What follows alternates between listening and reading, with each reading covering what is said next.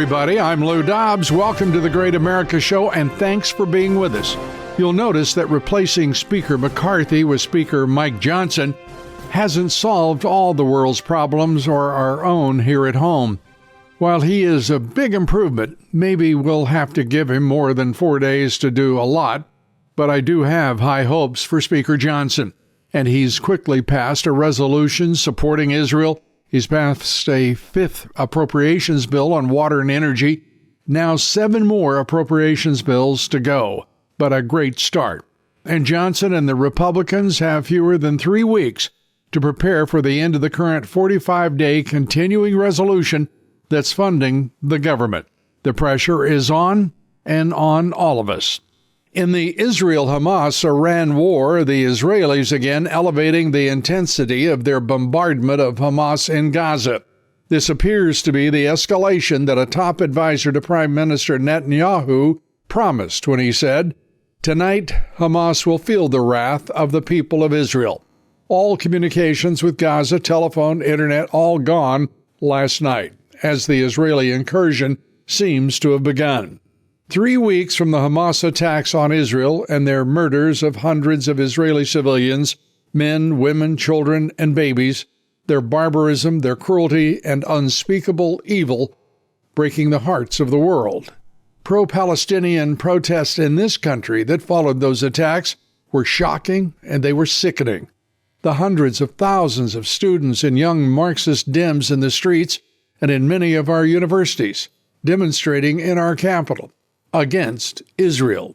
One California city, Richmond, near San Francisco, voted a declaration condemning Israel, accusing Israel of ethnic cleansing, for crying out loud, calling for a ceasefire, without mention of the Hamas attacks on October 7th. The ignorance, the anti-Semitism in this country, I tell you, it's palpable, and it is larger than I would have ever imagined. Our guest today is Chris FARRELL. He's the Director of Research and Investigation at our favorite government watchdog group, Judicial Watch. They do a great job for this country. Chris, great to have you back with us on the Great America Show. It's been a while. Welcome back. Well, I'm very glad to say that I'm back in the USA. I had a very interesting time running around Central Europe, trying to cause trouble over there as well. But good to be home in the good old US of A, and it's great to be back on your show. Well, super, and it's great of you to take time to be with us. I want to start with, first of all, what your sense is of what's happening in Europe. We've got a lot to talk about. We've got the Middle East, we've got the China, we've got the United States, obviously, and our politics as venomous as they are to take up. But I'd like to get your sense of what's happening right now in Europe, and particularly in Hungary. So I was over in Hungary. I'd been invited to speak at a international pro-Israel summit to talk about Biden foreign policy, whatever that is.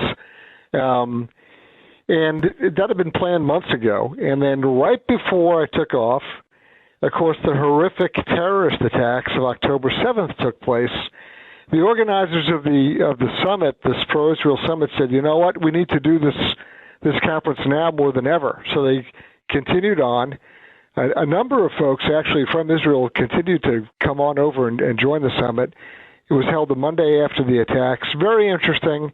I talked about the insanity of the Biden administration's foreign policy generally, but I also talked about some other issues that are really sort of the propaganda war that we now see. I predicted, unfortunately, my prediction didn't turn out exactly right. There was even less sympathy and less support for Israel that manifesting itself than I predicted. I thought they'd get maybe a week. It turned out they got about 6 hours before the Israelis were being attacked by all the pro-Hamas people. But that was sort of the kickoff point for why I was over in Hungary. Hungary's a great country. It reminds me of America back in the 1980s. They're unabashedly in the most positive sense, nationalists. They love their country and they're proud of it. But the broader, I guess, question with regard to what's going on in Europe, you've seen these rallies. You've seen these groups that are pro-Hamas anti-Israel, that are calling for, death to the Jews and all kinds of other crazy anti-Semitic racist language. The place that they're not happening is in the countries where they don't permit illegal immigration. So Hungary and Poland are countries that say, no, we don't accept this mass migration nonsense. And guess what? They don't have pro-Hamas rallies, and they don't have any terrorism. Surprise, surprise. And the parallels right now with Europe and the United States are immense, because the massive illegal immigration in Europe, massive immigration now in the United States under Biden. We're talking about somewhere just in this past year. The record shows 4 million illegal immigrants brought into this country illegally and unlawfully by the administration. And I say it that way because that's precisely what is happening. And and we're looking from the moment he took office to right now, the estimates are anywhere from 8 to 12 million illegal immigrants in this country. We thought Angela Merkel was mad to be bringing in 5 million illegal immigrants during her time. This administration makes the Angela Merkel days look rather pedestrian and constrained, don't they? They do. And, even the Europeans, in a rather slow motion fashion, are realizing that their reckless policies that they've embraced have consequences. And it's fundamental stuff. It's housing, healthcare, education. It tears at the social fabric. It radically changes the host country. It arguably undermines really some of the tenets, some of the foundational principles of Western civilization, because large numbers of the migrants don't wish to assimilate. They don't wish to adopt, I'll just call it Western culture, Western civilization. They're not interested in that. They're there for financial reasons. They're there for really even sort of a cultural absorption of Western Europe.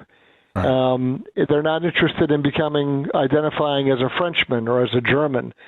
They often self-segregate and stay in their own enclaves, often in places where the police are not even permitted to patrol. And it sets up these sort of ghettos and these districts or zones that it splits the culture. It splits the community into pockets that end up becoming adverse to each other.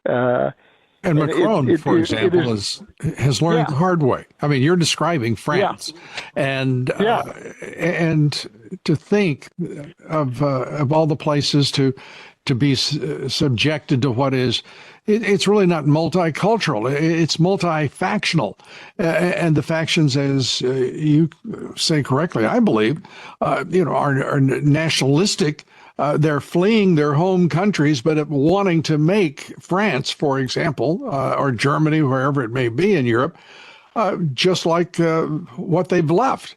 It's mindlessness. It's also destructive as it can possibly be of a society that was once, quite different. Rules of law, orderly, creative. France now is on hard times, and Macron, even of all of the people, is amongst the first to say it's time for this to stop, and it's time to no longer tolerate anti-Semitism. It is no longer, in the interest of the nation in any way to put up with what they now have become. And there's a schizophrenia going on, because as there's been these sort of national realizations or epiphanies where people are saying, hey, wait a minute, well, hold on, there's consequences to what we've been doing for the last almost 10 years. At the same time, the European Parliament is trying to mandate migrant quotas on member states of the European Union, to which our friend Viktor Orban, the Prime Minister of Hungary, has told them to go to hell. He's not going to be mandated to take anybody into the country. Hungary has their own process for seeking citizenship and being naturalized. And if you want to, you can go through the process and you can enter. But they're not having people jammed down their throats, and they're certainly not taking people that entered unlawfully. Yeah, it's, again, the parallels are remarkable. Orban is caricatured in the national Marxist media, Marxist corporatist media. Imagine that admixture. But that's where we are right now with the corporate media of this country. He's portrayed as a right-wing strongman, rigid, unthinking. And in point of fact, he is the opposite of that, isn't it? He's one of the few leaders in Europe actually talking about creating peace, tranquility, and prosperity, and delivering on much of it. Yeah, I don't have to guess at this. I've met with Prime Minister Orban on a handful of occasions, and actually sat and talked with them. I mean, it wasn't a 2-minute receiving line greeting. It was sitting for a couple of hours talking with him. He's probably one of the brightest, wittiest, well-educated, well-read people I can think of. His English is excellent. He's very articulate and bright. He has a great perception and depth of understanding of the issues that are confronting not just his country, but NATO more broadly, and really even the issues that the United States has to wrestle with. He knows his mind. He knows what he believes and what he thinks. And the last thing he is an authoritarian. They always want to paint him as some sort of a tin pot dictator or something. That is a load of garbage. Imagine that from the left-wing media. Yeah, and the other thing that I find gets zero press is at this conference I was at, the Israeli ambassador to Hungary and a couple of other Israeli officials, one of whom was an advisor to Netanyahu and another one was a spokesperson for the Knesset, they all resoundingly said that the absolute safest place in all of Europe for Jews was Budapest, Hungary.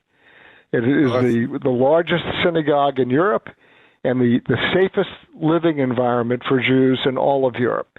So they sing the praises of Orban and the safety and security of the environment. And that goes, frankly, for all sorts of, I'll just generally refer to them as minorities, whatever group that isn't the majority. If you're not a Magyar, if you're not a native Hungarian, your rights are protected, you're safe, your property, your well-being. This idea that there's some kind of, goon squad or some, authoritarian dictatorship, it is the biggest load of garbage you could possibly imagine. We're talking with Judicial Watch's Chris Farrell. We're coming right back. Please stay with us.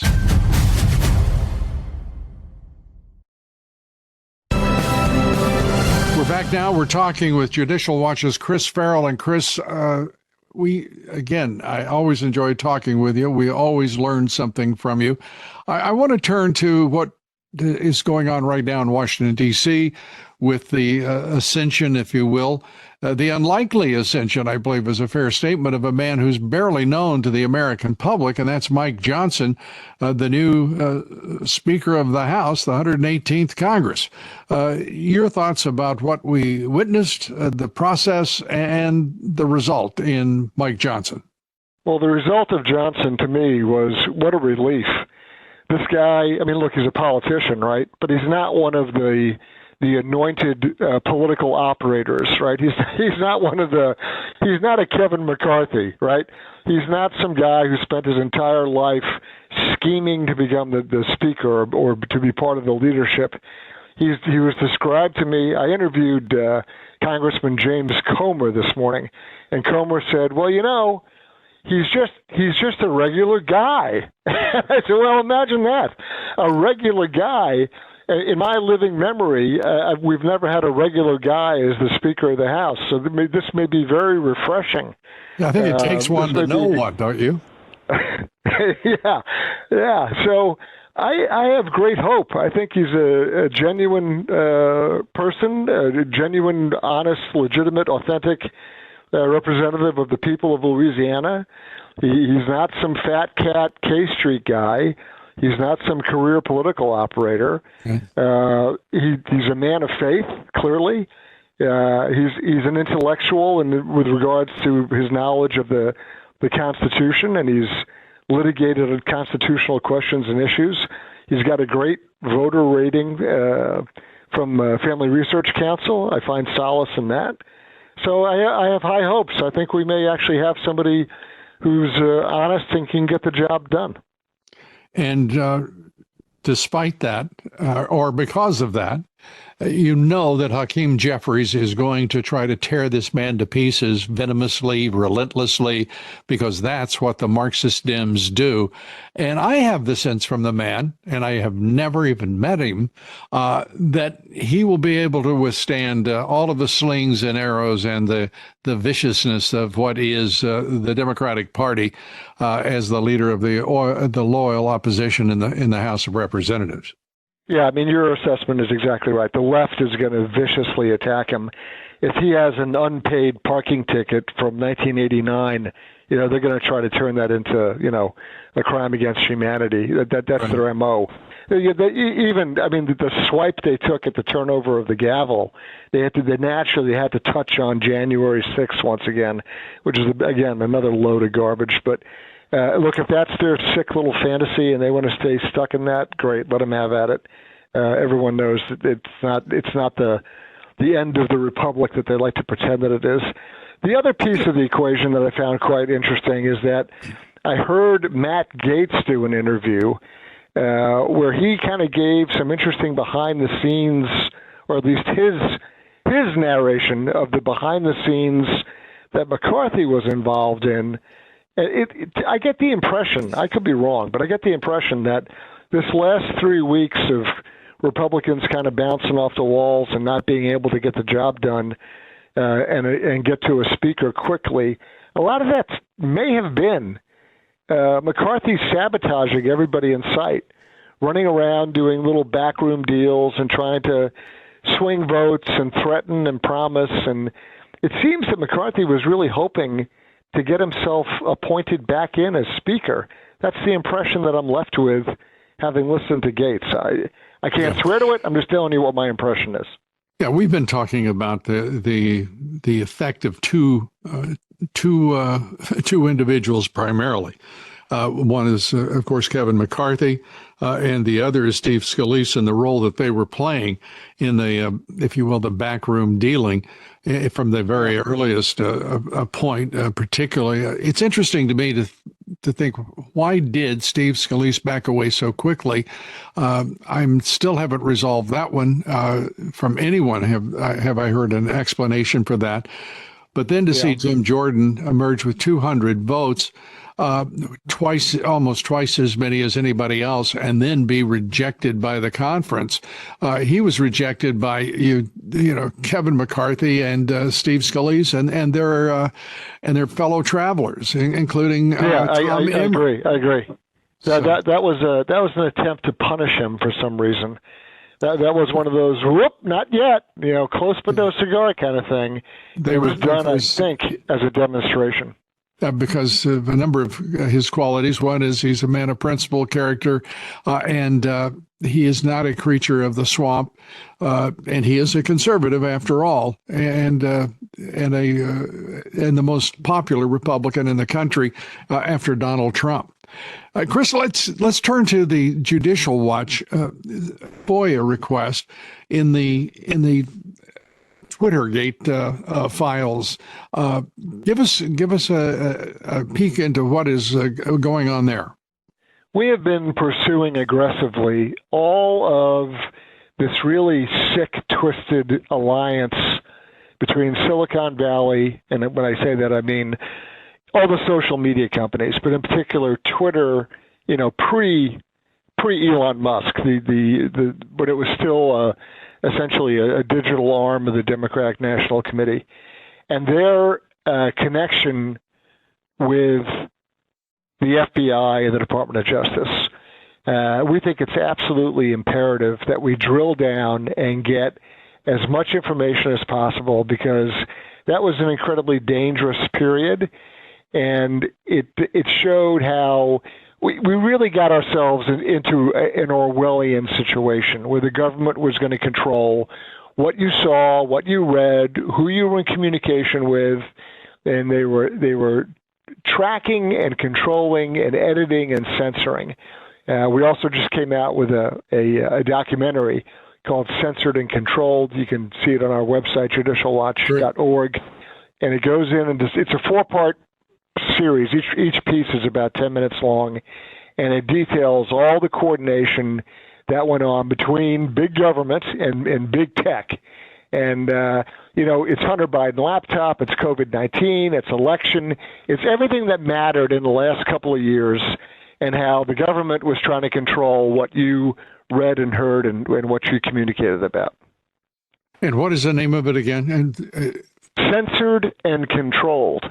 So if you go to judicialwatch.org, O-R-G, you'll see there's a big banner headline up there for Censored and Controlled. And if you click on that, it takes you to a page that is dedicated to nothing but that documentary. It's a 4-part series. The thing that's really great about it is it's not just us sitting around talking about how wonderful we are.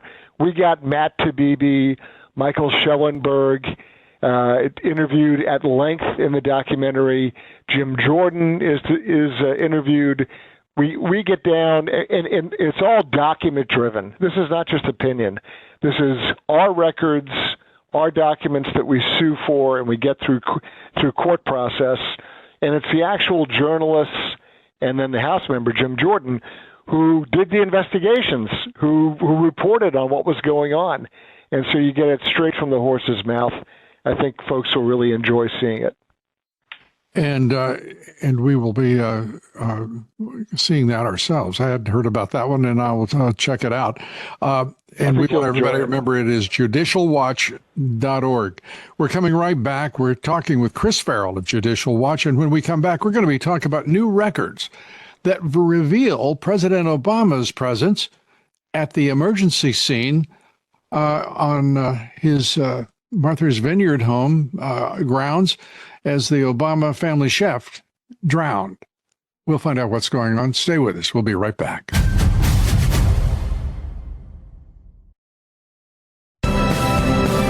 We're back now with Chris Farrell of Judicial Watch, and I want to just bring up to get your thoughts on why we cannot get straight answers from our government on, it seems like almost anything, but anything controversial, including the drowning of the Obama family chef up in Martha's Vineyard at the Obama place there.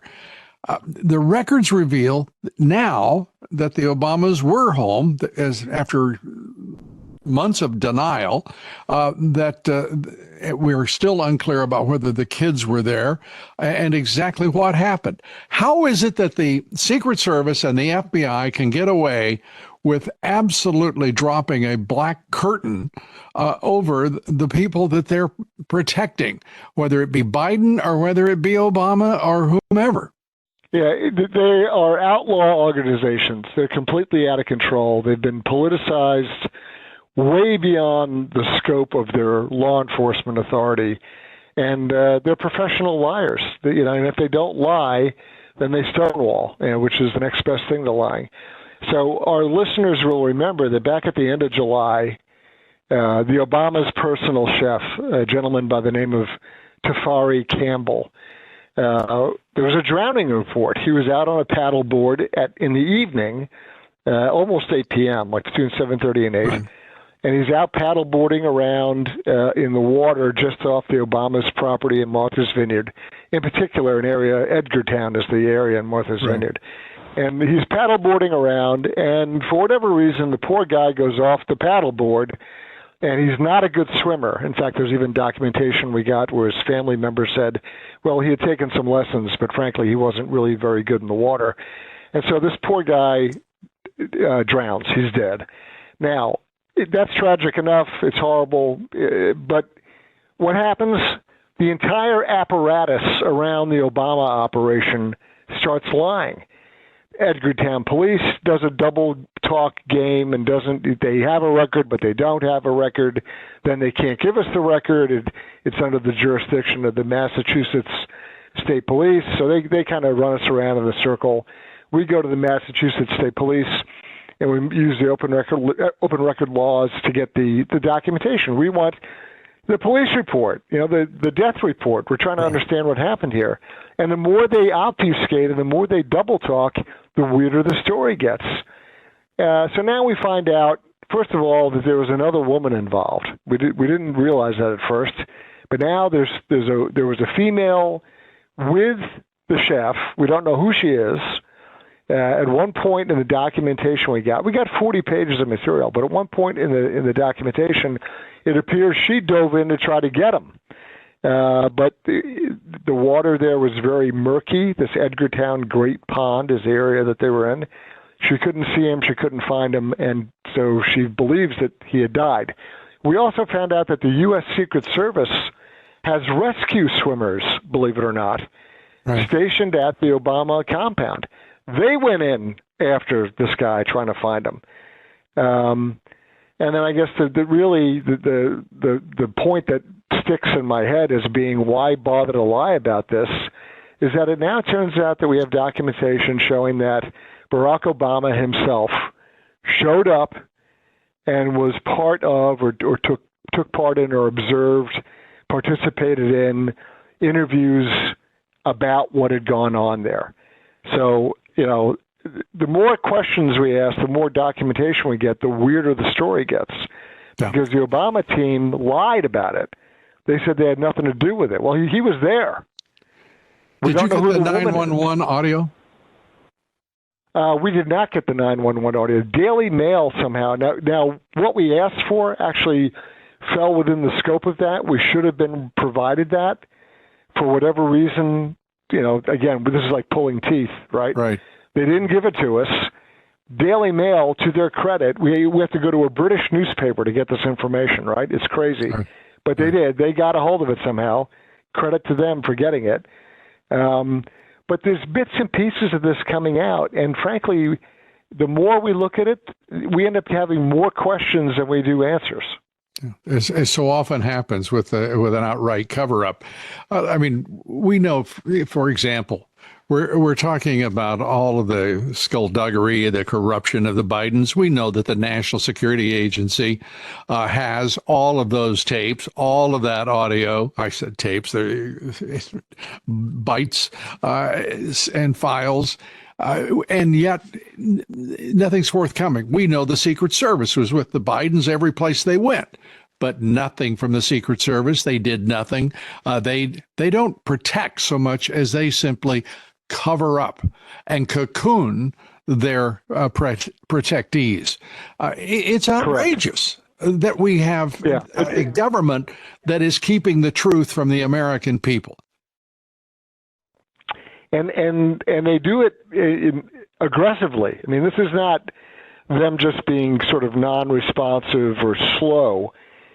They hide stuff. I mean, this is an effort to mislead. It's not accidental, and it's consistent. And I'll remind everybody that even for all 8 years of the Obama-Biden presidency, we don't even have the full story. We have 6 of the 8 years. But for 6 of those years, Hunter Biden had Secret Service protection on 411 flights, different travel, different airplane trips that he took. Of the 411, he went to 26 different countries. And of the 26 different countries, he made 5 trips to China with Secret Service protection. And we're supposed to believe Daddy doesn't know anything about his business. It's all coincidental. No one really understands. No one knows anything. There's no records. I mean, that gives you an idea of the scope, the magnitude of the corruption and the deception involved. Well, I love Senator Chuck Grassley coming forward through a letter to the Attorney General, Merrick Garland, who, in my opinion, should have been long gone as a result of impeachment for his perfidy and corruption. But nonetheless, revealing that there are 40 confidential informants, FBI confidential informants, from his years as vice president forward to now, talking about criminal matters that are related to the Biden family. And what's happening? There's going to be, we all know, another black curtain drop from the national Marxist corporatist media, another black curtain from the Marxist Dem Party, then the Secret Service agents and all of them, whether it be the Department of Justice, the FBI, you name it. And we're going to have just this sense, this ripple that goes through the universe that something has happened, but it's, as they say, something happened somewhere by someone's certain, and the only thing certain is it was Joe Biden. Yeah, 40 people, right? How is it that Garland and the rest of them, for that matter, whether it's Christopher Wray, et cetera, how can they stand by and expect anyone to pretend to believe for a second that they're not actively involved in a cover-up, right, that they're not actively obstructing? Particularly and the sad part FBI. is, I'm sorry, go ahead. Yeah, I mean, I give Grassley credit for making this public, but then I always say, well, what's the consequence? You know what the consequence is. So this is what I asked Comer in an interview earlier today. I said, so you're going to move 12 appropriations bills in the next, month, basically, 3 weeks, really, to move these appropriations bills through. Are you going to do anything at all to constrain or restrict the appropriation monies for DOJ? Are you going to defund Jack Smith's operation? Are you going to curtail anything, or do they just get a blank check and they get to spend whatever money they want? I know the answers. What did he tell you? Well, Comer then went on to say, everyone knows that we need to do this, and the appropriators don't always cooperate, and we need to really press, and da-da-da-da. So, it was a very strong maybe. Yeah. Let me give you the Great America Show report on this. According to various sources, there will be no such effort because they do not have, and this is the important part, not only is it not happening, it's not happening because they don't have the votes in the Republican Party in the House to do what is the right thing, and that is the fact. Yeah, this is what makes the American public go nuts. Yeah, absolutely. Because we're going to fund and subsidize and promote the Jack Smith operation, the insane corruption around all the Biden activities. This is where people lose heart. You know what I mean? This is the same. This is the same stupidity as sending $100 million to Hamas, right? Yeah, exactly. And it's all related. Unfortunately, we're going to get into the. We're going to be focusing on what is a vast global Marxist conspiracy against democratic governments all across the world on this show. And it all begins tomorrow here on the Great America Show. And I hope you'll join us for a number of the elements of that show, Chris Farrell. And we thank you again. In the midst of all of this that is so murky, so dark, so corrupt, we have Judicial Watch watching over this government, and I don't know where we'd be without the watchdog group. I think the most important watchdog group in Washington, D.C., in fact, Judicial Watch. And leading the way, of course, Tom Fitton and Chris Farrell. Chris, thanks for being with us here. We appreciate it. Lou, thank you so much. It's great to be with you. Thanks, everybody, for being with us today. Our guest here tomorrow on the Great America Show will be author and columnist Lee Smith on the Biden administration's strategic goals and the Israel-Hamas-Iran war. Are our forces in the Middle East solely to support Israel, or are they also there to restrain Israel? And if so, how will that work out? Please join us here tomorrow for that and more, and join us each and every day. Follow me on Twitter and Truth Social at Lou Dobbs, on Facebook and Instagram at Lou Dobbs Tonight, and on LouDobbs.com. Thanks, everybody. God bless you. May God bless America.